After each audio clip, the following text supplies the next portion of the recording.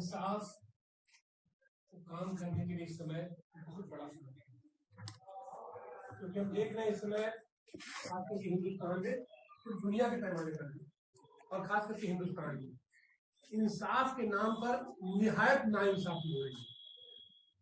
इंसाफ देने का काम करने के लिए जो हमारे संविधान में जिसकी व्यवस्था है, न्यायपालिका का भी सीधे सीधे गला घोटा जा रहा है। अब इससे ज्यादा नाइंसाफी की बात तो कोई हो नहीं सकती। अभी फिलहाल तात्कालिक रूप से जो हम देख रहे हैं कि एक फिल्म की बात है, वो केवल फिल्म की बात नहीं, सिंबॉलिक आप उठा कर देखिए। कोर्ट ने उसे आदेश दे दिया, सेंसर बोर्ड जो हमारे यहाँ एक वैधानिक व्यवस्था है ने उसे पास कर दिया। उसके बावजूद भी हमारे खास करके 4 प्रांतों में जिस तरीके से तूफान मचा हुआ है सड़कों पर, इसको क्या कहा जाएगा? इसको कहां से इंसाफ कहा जाएगा?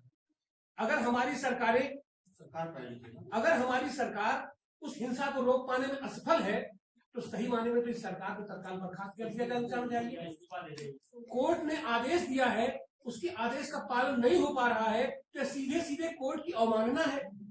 लेकिन यह बात कहां कही जाए जब हमारे सुप्रीम कोर्ट के हमारे न्यायाधीश को सीधे सीधे उसकी बात न कहने पर कि हम जो कह रहे हैं उसको करो, और नहीं करो तो जाओ, सीधे सीधे मरो कह के, वहां तक भी ठीक है। जहां पर हमारे न्यायपालिका के हमारे माननीय जस्टिस लोगों को जनता से गुहार करनी पड़ रही हो। अब तक तो जनता गुहार करती थी न्याय के लिए कि भाई हमको न्याय दीजिए, कोर्ट में हमारा अंतिम अवलंबन हुआ करता था।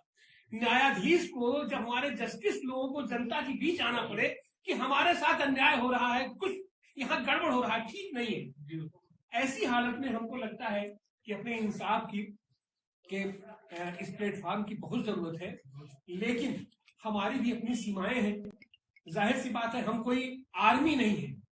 आर्मी तो इस समय अपनी सरकार की नजर में तो एक ही आर्मी है, भीम आर्मी, जिसकी कि एक भी साथी को सड़क पर निकलने नहीं दिया जाएगा। बहुत खूंखार लोग हैं, ये आतंकी है। और एक करणी सेना, बरनी सेना, बंदर सेना और लोमड़ी सेना और न जाने कौन कौन सी सेना है, उन सेनाओं से है कोई खतरा नहीं है देश को, जो कि सीधे सीधे बच्चों को मार रहे हैं, बसों को जला रहे हैं, अराजकता फैला रहे हैं। ऐसी हालत में हमको लगता है कि अपने इंसाफ को, और जाहिर सी बात है कि ऐसी संस्थाओं को क्रश करने की भी कोशिश की जाएगी। यह कोशिश की जाती रही हमेशा। कोशिश ऐसी जितनी भी संस्थाएं हैं जो हमारे लोकतंत्र की रक्षा के लिए, संविधान की रक्षा के लिए सामने आ रही हैं, उनका दमन किया जा रहा है, उनका उत्पीड़न किया जा रहा है। क्योंकि आज की तारीख में यह साफ दिखाई पड़ रहा है कि आज की तारीख में जो हमारी सत्ता है, वह सत्ता कहीं न कहीं से एकांगी हो चुकी है। वह सत्ता कहीं न कहीं से तानाशाही का रुख अख्तियार करने लगी है। तो जो संस्था ऐसी होती है, वो सबसे पहले संवैधानिक संस्थाओं को खत्म करती है।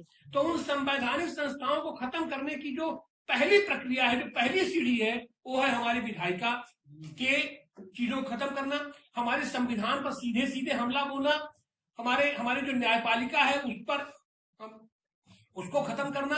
और सबसे बड़ी बात, खुल करके आज की तारीख में कहा जा रहा है कि हम इस संविधान को ही बदल देंगे।